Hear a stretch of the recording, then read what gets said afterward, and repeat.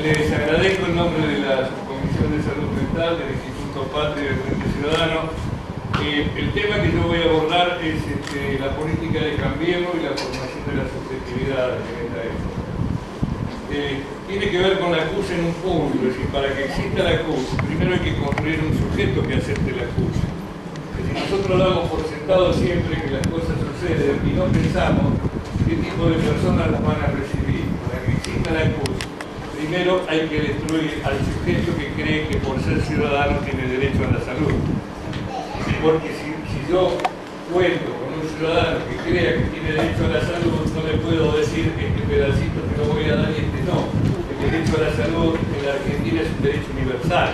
Cualquier patología debe ser cubierta por algún sujeto del sistema de salud. Y si no lo cubre ninguno, lo tiene que cubrir el Estado. Esto es así de Carrillo para acá. A su vez está refrendado por tratados internacionales, etc.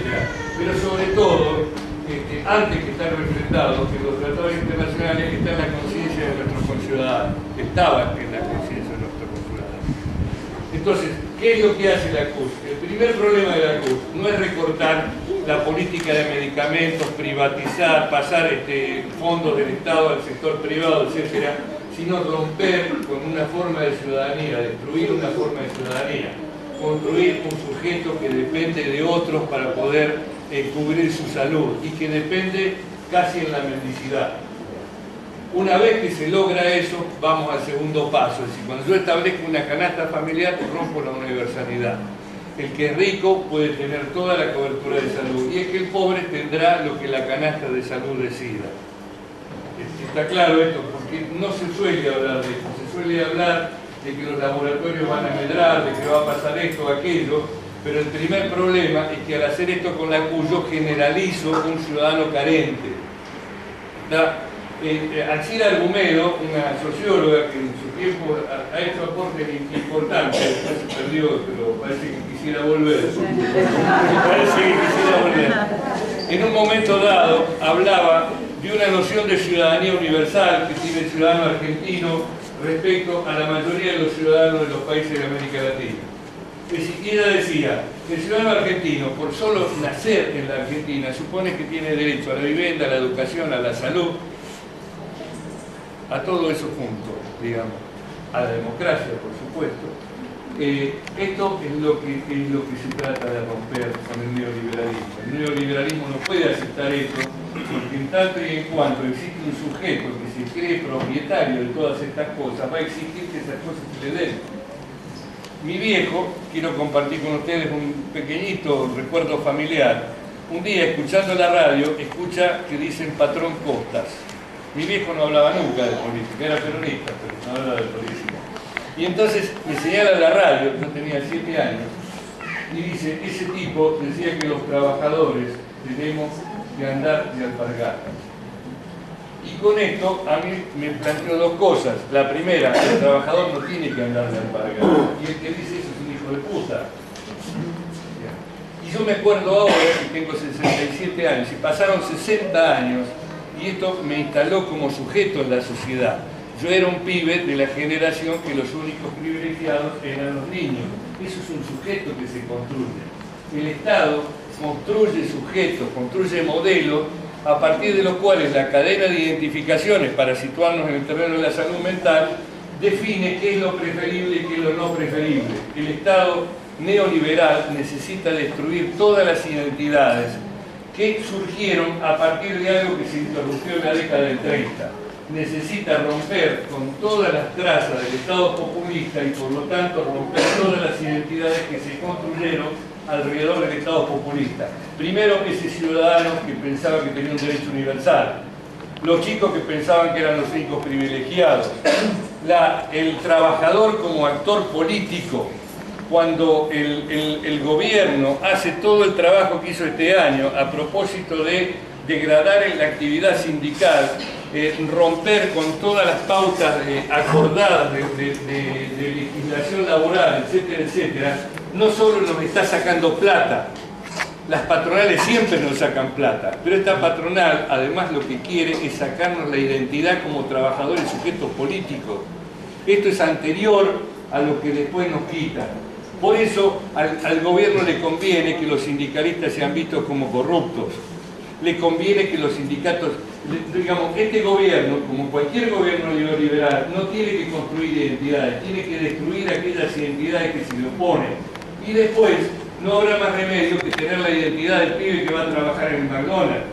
Pero no es, digamos, de inicio a nadie le gusta ser el pibe de McDonald's, a menos que uno tenga otra forma de sobrevivir que siendo el pibe de McDonald's.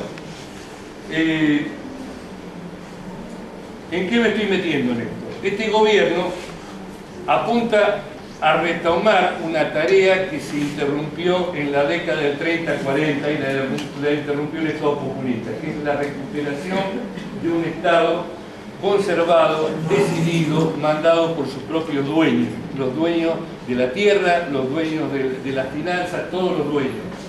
Y en ese sentido, digamos, su trabajo es destruir toda forma que se le oponga a eso. Hay cosas que por ahí no las pensamos. Nosotros entendemos que es natural que haya una militancia política en este país que se identifique con un sector social y trate de expresarlo. Eso también es un sujeto político que hay que destruir. Por eso, Milagro Sala o los compañeros que van siendo detenidos no son presentados como militantes políticos, son presentados como ladrones. Y les duele, les duele. Yo he formado parte de un equipo en el que fuimos con Daniel Goyán, Federico Caschi y otros compañeros a atender a Milagro, y los compañeros de Jujuy no soportan esta situación porque ellos se consideran expresión de un sector de la sociedad. Y sin embargo, la forma en que se los presenta constantemente es que robaron, listo. Es decir, uno se puede identificar hasta con un guerrillero, lo que no puede, y de hecho el Che Guevara es una forma de identificación, por ahí había hoy algunos compañeros que andaban con él en la remera. Lo que no se va a identificar es con un tipo que choreó, esta es la idea, esta es la, digamos, no importa si después uno responde que también en el gobierno echó. Porque, digamos, ellos no pretenden que uno se identifique con eso, no forma parte de la dominación de la oligarquía la necesidad de que uno quiera ser Macri, digamos, para nada. Lo que sí forma parte es que nosotros dejemos de querer ser Milagro Sala, eso sí, ese sí es un objetivo, y que queramos no ser, y me hago cargo de lo que digo, vudú o debido, digo para que no nos pongamos en situación de solamente hablar de Milagro Sala. Y para lo que rompe con eso, que no queramos ser un desaparecido como Santiago, aparecido en un río, o un desaparecido como el pibe Nahuel, baleado por la espalda. Estamos hablando de construcción de subjetividad, digamos. Estamos hablando de lo que para los trabajadores de salud mental sería la metapsicología. Digamos, el punto donde se juntan la política y la construcción de subjetividad. Nosotros trabajamos por eso en nuestro documento habla de que tenemos un doble rol y que tenemos que mirar esta realidad política con un doble rol. Como actores políticos que tenemos algo que decir a propósito de la CUS, a propósito de la ley de salud mental, a propósito de todo lo que se hace y cómo eso impacta en la subjetividad de las personas, y tenemos que decir algo sobre qué tipo de salud mental está construyendo esta realidad. Es decir, esta realidad está construyendo una salud mental de fragmentación, de ruptura, prácticamente de destrucción de los lazos que existen entre las personas. Y esto hay que valorarlo porque, digamos, si no se comprende el proceso que estamos viviendo.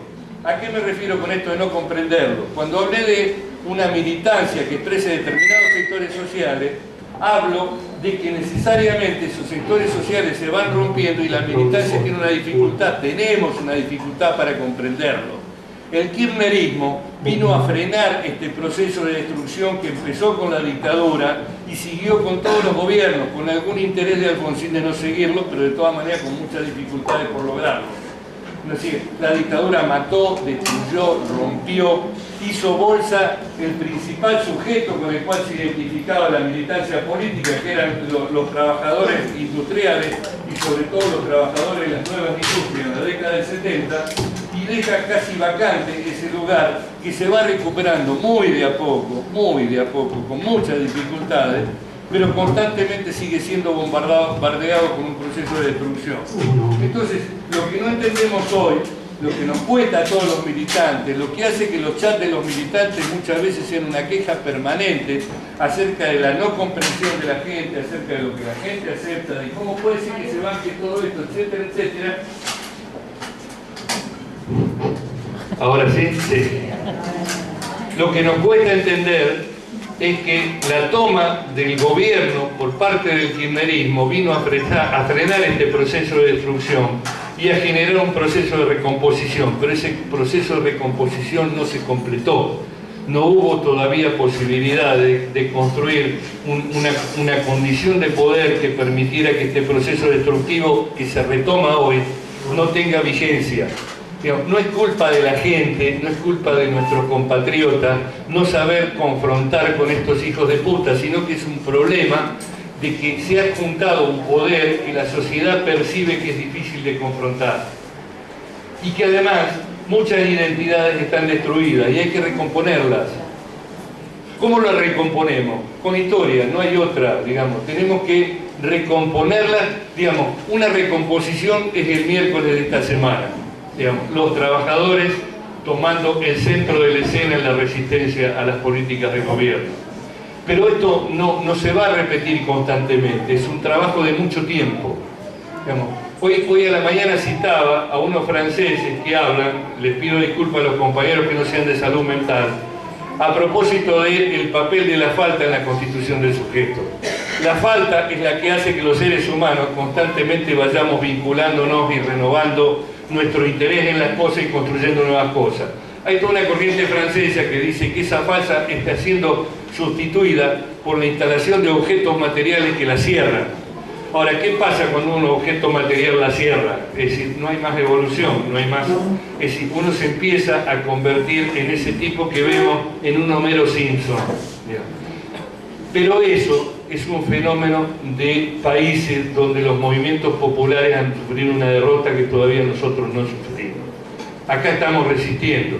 El tema es que sepamos que estos son los cursos que está tomando la disputa por la subjetividad y no los suframos, los acompañemos. Lo último que necesitan hoy nuestros compatriotas es que nosotros los degrademos.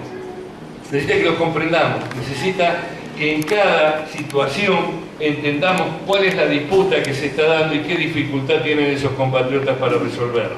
Y que apelemos a la historia, que no la concedamos.